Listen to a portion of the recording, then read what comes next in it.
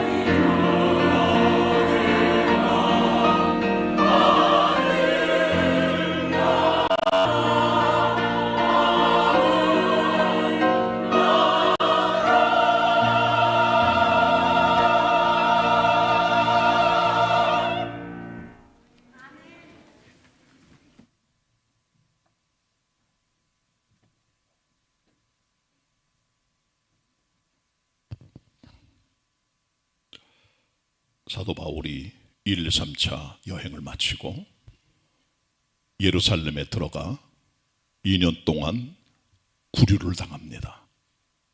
그리고 베스토 총독 때의 가이사 로마 황제에게 상소를 해서 드디어 가이사라를 떠나 로마로 가게 됩니다. 먼저 가이사라를 떠나서 이 배가 시돈에 이르게 되고요. 거기서 구브로 해안을 지나 밤빌리아 길리기아 남부 쪽의 해안을 쭉 따라가면서 무라성에 도착을 하게 되고, 또 한참 나가다가 신도라는 데서, 니도라는 데서 그 어려움을 겪고 그 맞은편을 통하여 살몬의 해안으로 들어옵니다. 그레데 섬에 있는 동부의 지역입니다. 그리고 그것을 거쳐 그레데 남부 해안을 의지해서 그레데에 있는 중남부에 있는 미항이라고 하는 곳에 도착을 하게 됩니다. 여기서 문제가 발생합니다. 미항은 작은 항구였기 때문에 겨울을 지나기가 좋지 못합니다. 보통 11월, 12월, 1월 달은 겨울이기 때문에 돌풍이 많이 불어요. 풍랑이 많이 일기 때문에 항해를 안 합니다. 그래서 바울이 우리 좀 불편하지만 이 미항이라는 데 좀 더 있자라고 말합니다. 여기서 겨울을 지내자. 근데 거기 있는 선주와 선장들이 말합니다. 우리 여기 있는 것은 불편하니까 여기서 조금 떨어져 있는 베닉스라는 항구에 가서 쉬는 게 좋겠다라고 하는데, 많은 사람들이 바울의 말을 묵살시키고 이 선장과 선주의 말을 믿고 결국은 이들이 떠나가게 됩니다. 그래서 결국 이들이 미항을 떠나게 되는데, 떠나지 얼마 안 돼서 엄청난 폭풍을 만나게 돼요. 그게 유라굴로입니다. 이 유라굴로라고 하는 폭풍을 만나서 14일 동안, 2주 동안을 꼬박 왔다 갔다 하면서 아드리아 바닷가를 표류하게 돼요. 그리고 그들이 도착한 곳이 바로 멜리데라는 섬이었는데, 처음에는 몰랐지만은 알고 보니까 그곳이 멜리데라는 섬이었다는 겁니다. 멜리데 섬은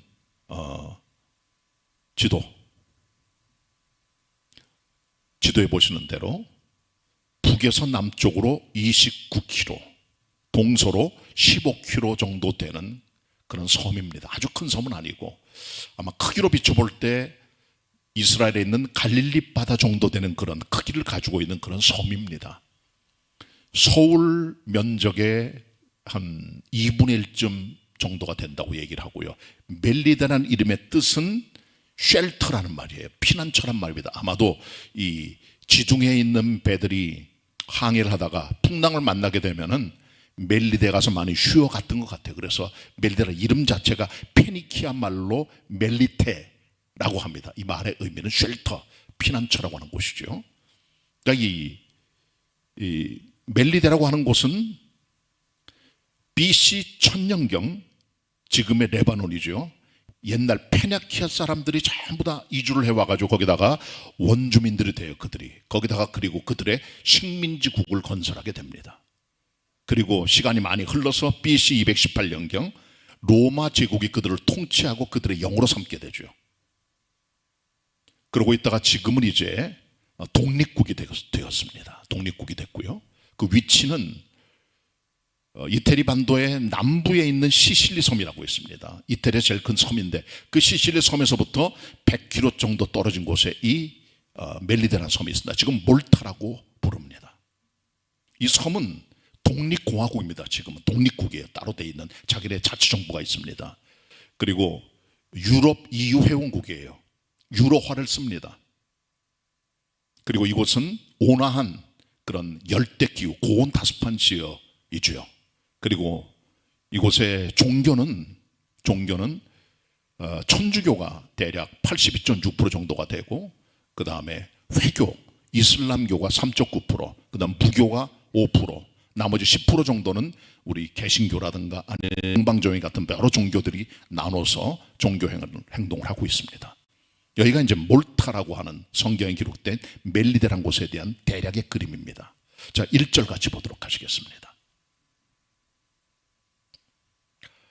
제가 읽겠습니다. 우리가 구원을 얻은 후에 안즉 그 섬은 멜리데라 하더라. 자, 2절 같이 읽겠습니다. 한 목소리로 시작.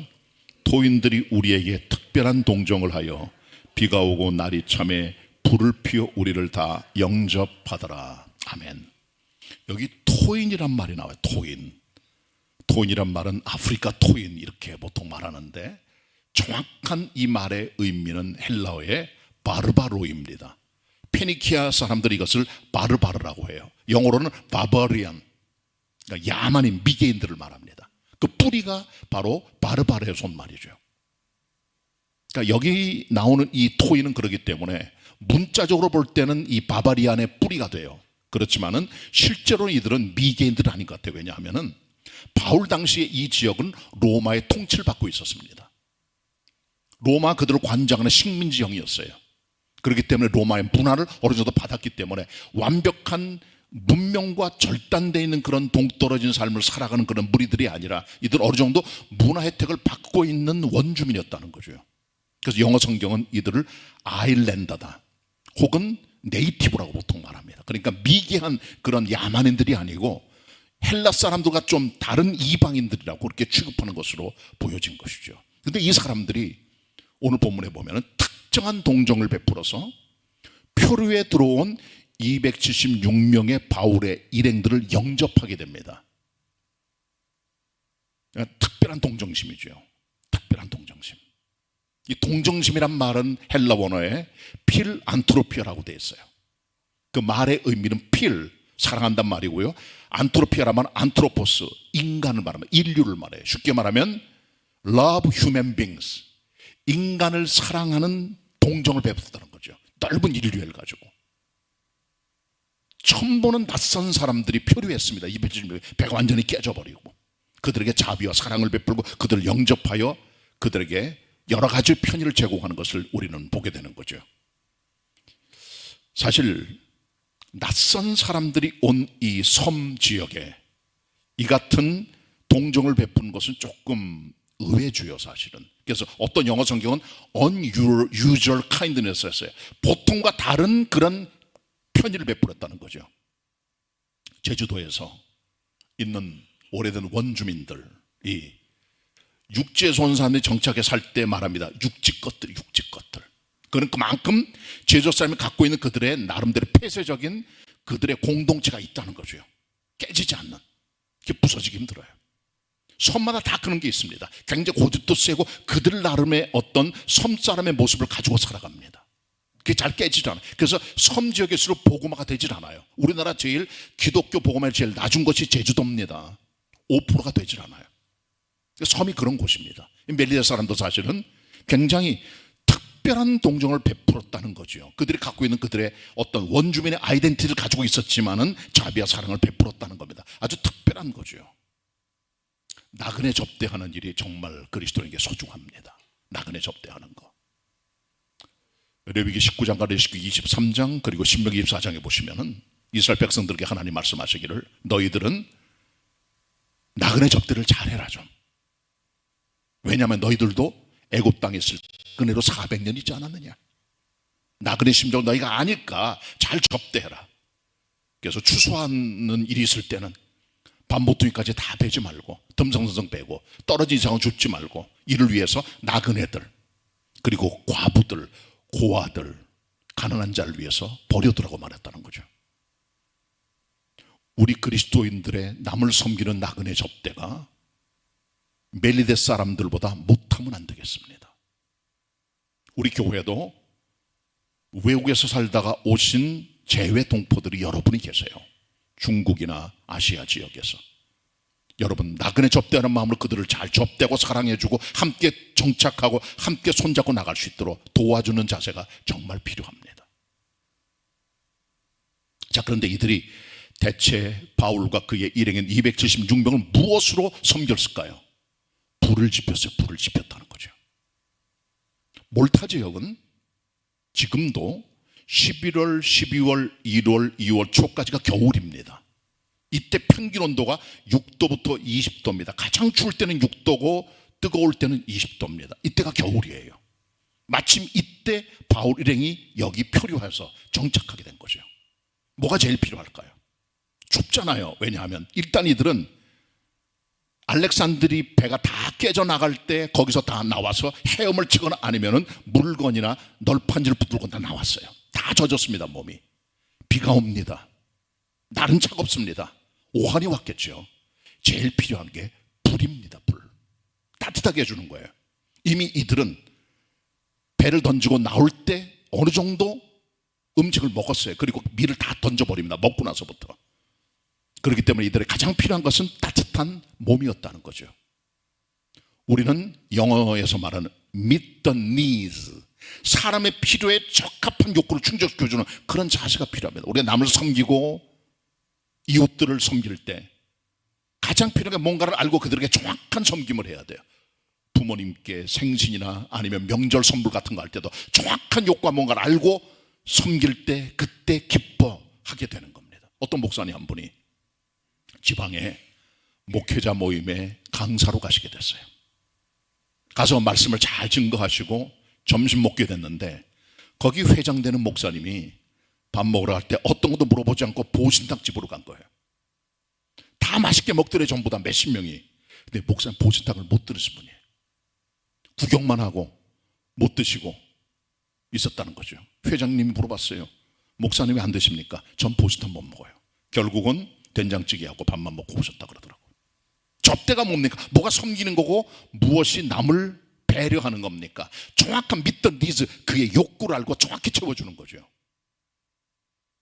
다윗이 세 번째 아들인 압살롬에 의해서 피난을 받게 됩니다. 아들이 쿠데타를 일으켰어요. 군사를 일으키고 아버지는 도망을 칩니다. 가속들을 이끌고 작은 군사를 데리고 예루살렘을 떠나 마하나임에 도착했어요. 다윗 임금의 군대는 다 지쳤습니다. 에너지도 떨어지고 의기소침하고 전의는 상실되고 그때 다윗을 돕기 위해서 세 사람이 힘을 내요. 암몬 사람 소비, 로골림 사람 마길, 그리고 길라 사람 바실레, 세 사람이 함께 힘을 합해서 다윗과 군대를 위하여 음식을 제공합니다. 제일 먼저 제공한 것은 단순히 음식이 아니라 침상이죠. 편의자에 전쟁하니까 침상. 그리고 두 번째는 대야, 씻고 싸우, 주무시고 힘을 내라고. 그리고 질그릇, 음식 먹을 때 품격 있게 먹으라고. 그리고 당장 먹을 수 있는 에너지 식품들이 있어요. 그게 볶은 곡식, 볶은 녹두, 그리고 꿀과 버드와 치즈 같은 겁니다. 그리고 가공해 먹을 수 있는 장기 보관용 곡식들이 있었어요. 보리와 밀과 밀가루와 그다음 팥과 콩 같은 겁니다. 그리고 양도 갖고 왔어요. 이렇게 완벽한 준비를 통해 다윗의 군대가 일어날 수 있도록 도움을 주는 거죠. 이때 다윗은 용기백배하여 함께 군사들과 함께 역전에 성공하여 압살롬을 죽이고 다시 예루살렘으로 복귀하는 역사를 사무엘하 17장이 잘 보여주고 있습니다. Meet the needs. 그 사람이 원하는 욕구가 뭔지 정확히 알고 도와주는 게 이것이 배려, 섬김임을 우리가 알아야 되는 겁니다. 여기는 토인들은 그들의 가장 중요한 것이 바로 추위를 이겨낸 것임을 알고 불을 지폈다는 거죠. 자, 그런데 이 불을 지피는 과정에서 문제가 생겨요. 사도 바울은 섬기는 사람입니다. 276명이 몸을 따뜻하게 위해서는 장작을 태워야 되잖아요. 장작을. 다윗, 하나님의 사람 바울은 원래 섬기는 사람이기 때문에 나무 한 단을 가져다가 그 안에 집어 던져 넣어서 불을 지피게 되는데 그때 나뭇가지에 있던 뱀 하나가 튀어나온 거예요. 그러면서 사도 바울의 손을 뭅니다. 이게 독사입니다. 영어 성경은 말합니다. 세미-프로즌 바이퍼, 세미-프로즌. 세미는 절반짜리고요.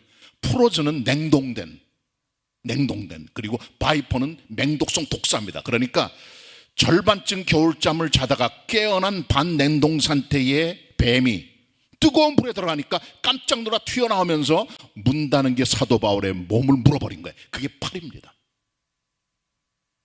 이것을 본 토인들이 이 사람은 살인자가 아니냐. 왜? 이들 생각에는 뱀에 물려 죽는 것은 신의 심판으로 봤어요.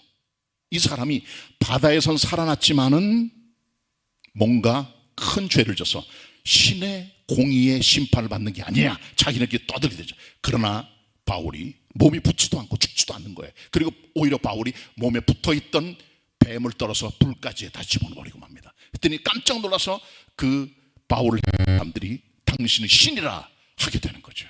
이게 오늘 본문에 나오는 한 중요한 부분입니다. 3절 같이 보도록 하겠습니다. 3절입니다. 제가 읽겠습니다. 바울이 한 뭇 나뭇가지를 거두어 불에 넣으니 뜨거움을 인하여 독사가 나와 그 손을 물고 있는지라. 토인들이 이 짐승이 그 손에 달림을 보고 서로 말하되 진실로 이 사람은 살인한 자로다. 바다에서는 구원을 얻었으나 공의가 살지 못하게 하심이로다 하더니 바울이 그 짐승을 불에 떨어뜨리매 조금도 상함이 없더라. 같이 봅니다. 6절 시작. 그가 붙든지 혹 갑자기 엎드려져 죽을 줄로 여기가 기다렸더니 오래 기다려도 그에게 아무 이상이 없음을 보고 돌려 생각하여 말하되 신이라 하더라. 아멘.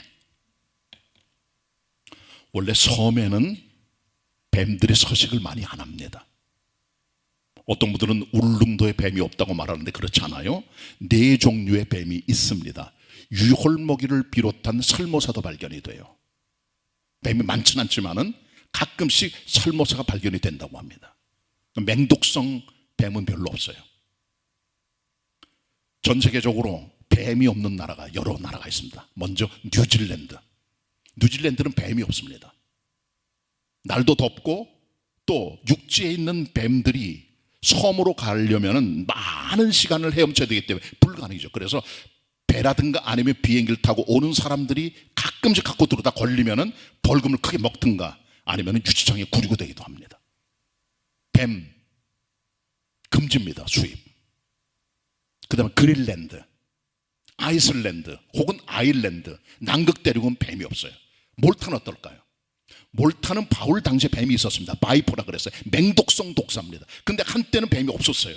그러다가 지금은 뱀들이 나타납니다. 4종류의 뱀들이 서식한다 그러는데 이 뱀들은 거의 다 맹독성이 없는 일반적인 뱀들이고 물려도 크게 상하진 않아요.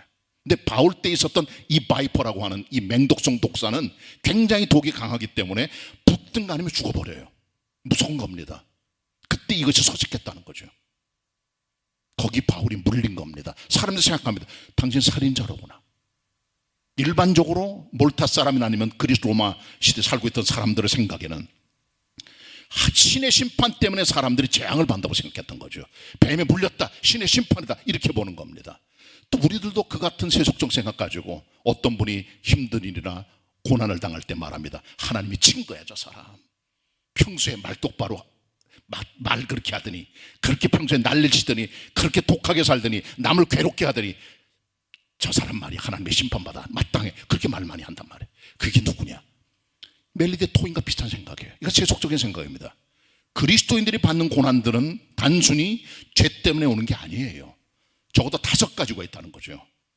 미국의 제10 필라델피아 장로교회에 목회를 했던 미국의 신학자요 강해 설교가인 제임스 보이스란 목사가 이 본문을 주의하면서 5가지 C를 말했습니다. 5C 앞자를 따가지고 5C가 뭐냐? 5가지 서퍼링이라는 거예요. 첫 번째는 common suffering, 누구나 받는 일반적인 고난이라는 거죠. 어떤 누구나다. 연세 드신 분들은 뼈가 약해져요. 자매님들은 잘못하면 걸어가다 부러지기도 합니다. 골다공증 같은 것 때문에. 형제들도 마찬가지입니다. 뼈가 점점 약하다 보니까 인공관절을 넣어요. 우리 교회 권사님 한 분이 옛날에 계시다가 75세 때쯤 돌아가셨는데 90세 넘어가 돌아가셨는데 정형외과 가가지고 의사한테 얘기를 했어요. 내가 이렇게 무릎도 아프고 그런데 그때 의사가 그러더래요. 그냥 가지고 사세요. 뭐 95년 동안 75년 동안 갖고 살았으니까 이제 그거 다 다를 만도 하고만 그냥 사세요. 그러더래요. 수술해도 괜찮지만은 그게 이상한 병은 아닙니다. 누구나 다 겪는 거예요. 노화 과정입니다. 시력이 약해지는 거 40지나 50대면 다 되게 사람들이 돋보기를 쓸 수밖에 없어요. 왜냐하면 노화 과정에 제일 먼저 오는 것 중에 하나가 시력입니다. 어쩔 수가 없어요. 이것을 우리는 일컬어 common suffering, 누구나 다 겪는 거라는 거죠. 두 번째는 collective suffering입니다. 교정적 목적의 하나님의 고난이 있다는 거죠. 교정 목적, 교정이 뭡니까? 바로 세우는 거예요. 하나님이 어떤 사람을 세우셨어요. 믿게 하셨어요. 하나님의 사람으로 거룩하게 만들어 가야 되는데 이 사람이 자꾸 죄를 짓고 하나님을 떠나 불순종하죠. 그때 하나님께서는 이 사람의 다리 몽둥이를 부러뜨리세요. 손을 대세요. 요나 같은 사람 풍랑을 만나게 되고 물고기 뱃속에 들어가잖아요. 하나님께서 고난을 주심으로 깨달음을 주시는 거죠. 이것은 하나님의 선택을 받은 자녀들에게 주시는 하나님의 특별한 선물의 표징입니다. 죄짓고 맘대로 가는데 하나님의 징계가 없다. 하나님의 사람 아닙니다. 사생아들이에요. 영적인 사생아들. 우리는 하나님을 아버지로 섬기는 사람들입니다. 물론 부모님이 없는 분도 계세요. 태어날 때부터 사라져버렸어. 어디는 가 사생아잖아요. 사생아들은 아버지의 징계가 없어요. 그러나 우리는 전부 다 하나님의 아들, 딸들입니다. 그러니까 하나님의 징계가 있는 거예요. 왜? 아들, 딸들이니까 잘못 갈 때 우리를 하나님께 손 대시는 거죠. 히브리 12장에 보세요. 사생아들에게 징계가 없다는 거죠. 그러나 하나님의 아들들은 사랑하기 때문에 징계한다는 겁니다. 잘못 갈 때, 불순종할 때 하나님께서 우리를 collective suffering, 교정 목적을 위해 고난을 주시는 거예요. 세 번째는 constructive suffering입니다. 건설적인 생산적 의미의 고난이에요. 하나님께서 우리에게 고난을 주십니다. 환난이 와요. 왜 환난을 주십니까? 환난 통해 연단을 받잖아요. 그리고 인내하게 되고 소망 갖게 됩니다. 로마서 5장 3절 4절. 하나님 원하시는 인격이 되려면 신의 성품에 참여한 자가 될 때까지 많은 세월이 걸리죠. 하나님께서 그런 일들을 위해서 우리에게 고난을 보내십니다. 그리고 우리를 깨뜨리십니다. 생산적인 목적과 거룩한 목적을 우리에게 고난을 보내셔서 하나님의 뜻을 우리의 삶을 통해 이루어 가시는 거예요. 그리스도 형상을 이룰 때까지. 네 번째는 Christ glorifying suffering입니다. 그리스도를 영화롭게 하는 고난이에요. 이것은 네 번째 C입니다. 그리스도를 영화롭게 하는. 요한복음 9장에 보시면 예수님께서 나면서부터 앞을 보지 못하는 소경의 눈을 뜨게 하세요. 그때 제자들이 주님께 물어봐요. 주님, 이 사람이 소경된 것이 본인의 잘못입니까? 아니면 본인의 부모님들의 죄 때문입니까? 주님 말씀하셨어요. 9장 3절에. 이 사람이 소경된 것은 본인의 죄 때문이나 아니면 본인의 부모님 때문이 아니라 하나님의 영광이 나타나게 하려고 하나님의 일들을 보여주려고 하는 것이다 말씀하시고, 하나님께 영광이 되는 겁니다. 이 사람이 앞으로 못하다가 봄을 통하여 기적을 체험하여 하나님을 알게 되고 하나님께 영광을 드리는 은혜가 선포되는 거죠. Christ glorifying, 그리스도를 영화롭게 하는 서퍼링이 있다는 겁니다. 마지막 네 번째는 코스믹 서퍼링, 우주적인 고난입니다. 뭐 예를 들면은 이 땅에 이해는 안 되지만은 하나님의 이유가 있는 거예요. 욥을 보세요. 욥기 1장 2장에 보시면은 하늘나라의 회의가 열려집니다. 하나님 보좌에 앉아 계십니다. 한쪽에는 사단이 있습니다. 반대편에 하나님의 사자들과 천사들이 쫙 서 있어요. 하나님께서 사단에게 말씀하십니다. 내가 내 종 욥을 유예해 봤느냐? 그처럼 악을 떠나고 순전한 자가 그 사람밖에 없다. 쉽게 말하면 하늘나라의 국가 대표가 욥이에요. 그만큼 경건할 정도고, 이 사람은 이 사탄이 공격해도 흠집이 없는, 흠잡을 데가 없는 그런 사람이죠. 아무리 공격해도 흠잡을 데가 없어요. 그때 사탄이 말합니다. 하나님께서 이 욥을 축복해 주시고 많은 울타리의 축복들을 가득 채우니까 이 사람이 하나님을 섬기는 거지, 이걸 다 걷어가시면 아마 하나님을 저주하고 욕하고 말걸요? 하나님을 떠나고 말걸요? 하나님 말씀하시다. 해봐라. 사단이 용기 백배하여 하나님의 사람 욥에게 고난을 주기 시작합니다. 아들과 딸 셋이 다 죽어요. 그리고 그의 재산들, 양 7,000마리, 낙타 3,000마리, 소 500개리, 앞날이 500마리가 다 죽어버리고 맙니다. 다 사라져버리고 불타 없어져 버리고 다 잃어버린 사업의 알거지, 가정의 파괴자가 되고 말죠. 그리고 나서 몸에 죽을 병까지 들죠. 그래도 하나님의 사람 욥은 하나님을 저주하지 않고 감사했다는 기록이 나옵니다. 왜 그런 고난이 올까요? 이것은 코스믹 서포닝입니다. 하늘의 놀라운 하나님의 방법들을 통해 하나님께 뭔가 보여주려고 하는 고난이기 때문에 죄 때문에 온 게 절대 아니라는 거죠. 자, 이처럼 여러 종류의 고난들이 있는데 이들이 갖고 있는 고난에 대한 생각은 하나님의 저주라고 보는 거죠. 살인자다, 신의 고의가 임했다고 보는 거죠. 근데 그것은 아닙니다. 바울은 하나님의 종이잖아요. 의로워. 그래서 이 사람은 그를 신이라고 생각합니다. 바울이 신입니까? 어디? 바울은 사람이죠. 우리랑 똑같은 인간이거든요. 그 앞에 절하려고 하고 신으로 삼으려고 하고 하는 그런 시도를 하게 되죠. 이 본문을 통해서 하나님께서 우리를 완벽하게 보호하는 손길을 발견하게 됩니다.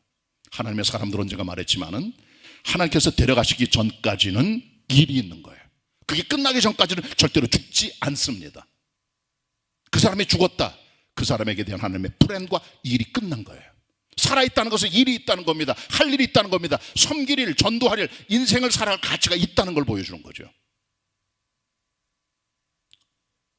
미항에서의 잘못된 결정 때문에 어쩔 수 없이 사도 바울은 그들의 배를 타고 14일 동안 표류하며 엄청난 고난에 동참하지만 하나님 약속하십니다. 내가 로마에 가야 된다. 내가 가이사 앞에 서야 될 것이다. 그리고 여기는 276명 내가 넌 쫓아오니까 넌 절대로 죽지 않아. 내가 함께하마. 그 약속을 받고 276명의 승무원들에게 다 그 얘기를 해요. 그리고 뱀에게 물렸잖아요. 하나님께 완벽하게 그를 도와주십니다. 하나님께서는 우리의 치료자가 되시고 우리의 완벽한 보호자가 되십니다. 믿으시기를 바랍니다. 자, 그 다음에요, 이것을 본 그 지역에 추장이 있어요. 추장이니까 토인들 추장 그런 종류가 아니고요, 칩 오피서입니다. 지방행정장관이죠. 왜? 이 지역은 당시에 총독까지는 안 된다 할지라도 그 지역을 통치하는 로마 황제의 인정을 받은 지역의 지방장관이 있었어요. 그게 보블리오라는 사람이죠. 보블리오라는 말의 이름은 라틴 계통의 로마식의 이름입니다.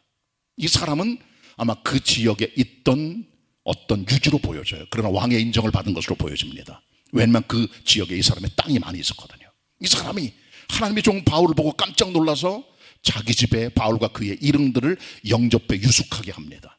친절하게, 아주 기쁘게. 자, 그런데 그 집에 들어가니까 그 보블리오의 아버지가 병이 걸려 있었다는 거죠. 그 병이 뭡니까? 열병과 이질입니다. 사도 바울이 그에게 손을 얹고 안수하고 그를 위해 기도했더니 병이 낫게 되고, 그 소식을 듣는 그 지역에 있는 모든 병자들이 와서 바울을 통해 낫게 되고, 석 달 동안 바울은 겨울 동안 거기 지내면서 그들 위해 말씀을 증거하고 사역하게 되죠. 그렇게 석 달이 흘러가게 되는 거죠. 본문같이 봅니다. 7절입니다. 제가 읽겠습니다. 7절 말씀. 이 섬의 제일 높은 사람 보블리오라 하는 이가 그 근처에 토지가 있는지라 그가 우리를 영접하여 사흘이나 친절히 유숙하게 하더니 보블리오의 부친이 열병과 이질에 걸려 누웠거늘 바울이 들어가서 기도하고 그에게 안수하여 낫게 하매 이러므로 섬 가운데 다른 병든 자들이 와서 고침을 받고.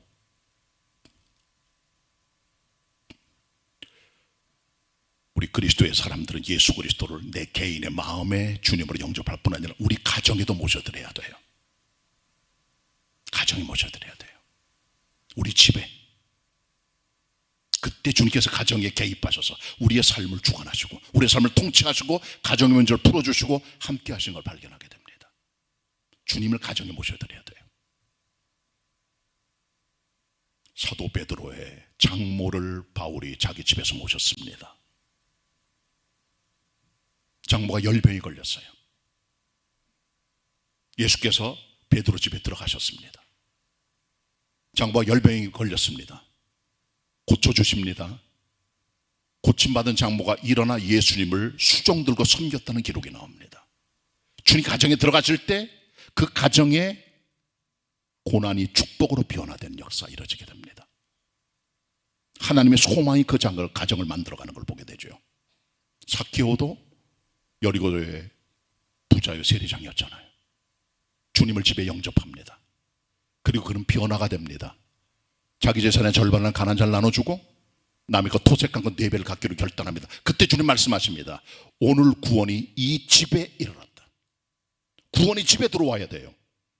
보블리오는 하나님을 안 믿는 사람입니다. 이방인이에요. 바울을 자기 집에 모십니다. 3일 동안. 그때 바울이 그의 부친을 봐요. 손을 얹고 안수합니다. 기도합니다. 병이 낫게 되죠. 열병, 하이 피버, 열이 높이 나는 병입니다.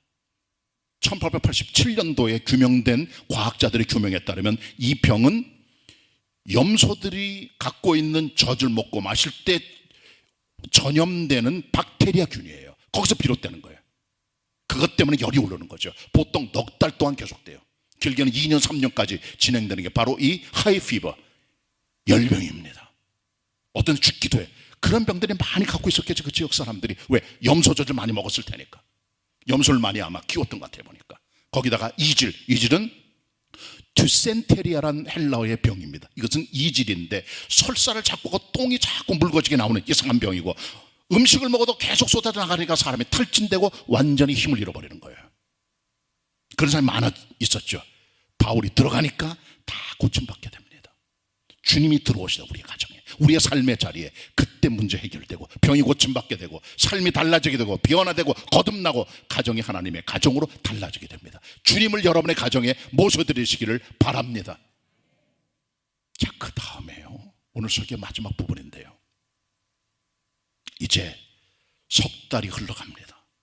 바울이 그들의 병을 고쳐주고 그들을 섬기고 말씀도 가르쳤겠죠. 어떤 사건이 벌어집니까? 276명이 하나님께 돌아옵니다. 이미 하나님께서 약속하셨어요. 바울에게 276명의 이 배 탄 모든 사람을 내가 그 생명을 내게 주겠다. 이 생명이란 말은 단순히 육체 구원이 아니라 바울의 영향을 통해 그들이 얻게 될 구원의 은총을 말하는 거죠. 그뿐 아니라 이 섬의 사람들이 다 주님께 돌아오게 돼요. 그 흔적이 뭘까요? 이 당시에 바울을 통해 그리스도를 믿게 된 사람들이 그리스도께서 믿고 있다가 시간이 많이 흘러갑니다. 중세기에 천주교가 1000년 동안을 지배합니다. 여기도 어쩔 수 없이 로마 천주교 국가가 돼요. 지금도 몰타의 국교는 로마 가톨릭교입니다. 86%입니다. 물론 여기 선교사가 가야 돼요. 변질된 기독교가 가톨릭이니까 선교사 복음을 증거해야 돼요. 그러나 우리는 여기서 중요한 걸 발견하게 되는 거죠.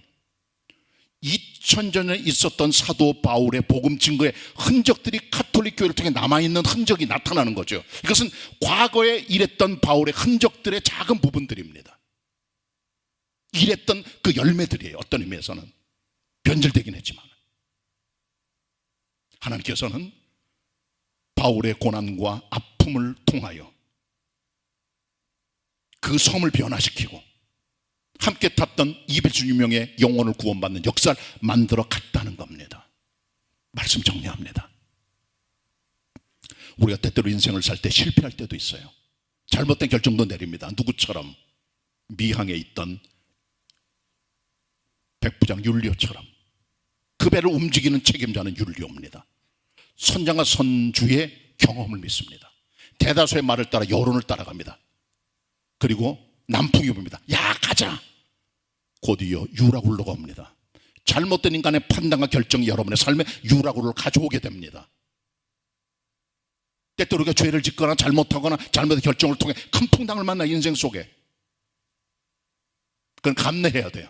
근데 중요한 사실, 유라굴로 뒤에는 멜리데가 있다는 겁니다. 쉘터입니다. 피난처입니다. 표류하는 사람들이 정착할 수 있는 바로 그것이죠. 소원의 항구, 목적지인 것이죠. 구약성경 보면 마라라고 마라, 이스라엘 백성들이 출애굽을 해서 홍해바다에서 큰 승리를 하고 광야를 거쳐 마라에 들어옵니다. 거기 샘이 있어요. 며칠 동안 지내면서 물이 없으니까 다들 목말라 하던 때에 마라에 와서 물을 마시려고 했는데 그 마라의 물이 다 쓴물이에요. 먹지 못하는 물이에요. 그래서 하나님께서 모세를 통하여 그들에게 나뭇가지를 던져서 그 물이 달게 해서 먹었죠. 그러나 그로부터 10km 되는 지점에 엘림이 있었다는 거죠. 물샘 열두가 종료하면 70이. 풍성한 하나님의 은혜가 기다리고 있는 거죠. 우리 인생에 마라만 있는 건 아니에요. 엘림도 있다는 겁니다. 유라굴로만 있는 게 아닙니다. 멜리데가 있습니다. 로마에 소망이 있는 거예요. 인생 살다가 마라를 거쳐 엘림, 유라굴로를 거쳐 멜리데의 소망이 있음을 여러분 알고 예수 그리스도를 여러분의 삶의 선장님, 마이 캡틴으로 모시고 살아가는 거예요. 그때 하나님께서는 풍랑을 잔잔하게 하시고 엘림의 축복으로 멜리데의 쉘터, 우리의 피난처로 우리를 이끌어 주시는 겁니다. 그 예수 그리스도를 여러분의 주님으로 모시고 마이 캡틴으로 모셔서 여러분 항해길에 하나님 주시는 엘림과 멜리데를 경험할 수 있는 성도들이 다 되시기를 축원합니다. 기도하겠습니다. 하나님 아버지, 복된 주일날 성도들이 함께 모여서 사도행전 28장의 말씀을 듣게 하심을 감사합니다. 이들의 시작은 첫 단추 잘못 끼었고 풍랑을 크게 만났지만은 하나님 은혜로 오히려 멜리데 섬의 사람들이 구원을 받게 되고 배 탄 사람들이 은혜를 경험하여 하나님의 역사를 뜻밖의 이루어준 걸 저희들이 발견하게 됩니다. 하나님 아버지시여, 이 말씀을 마음에 간직하면서 예수 그리스도 나의 삶의 선장면 모시고 우리의 인생길에 순탄한 은혜가 넘쳐나게 해주시고 풍랑 다 거쳐지게 하시고 잔잔하게 하시고 하나님 우리를 멜리데와 엘림으로 인도하여 주옵소서. 예수 그리스도의 이름으로 기도드립니다. 아멘. 아멘. 은혜 받은 말씀 생각하시면서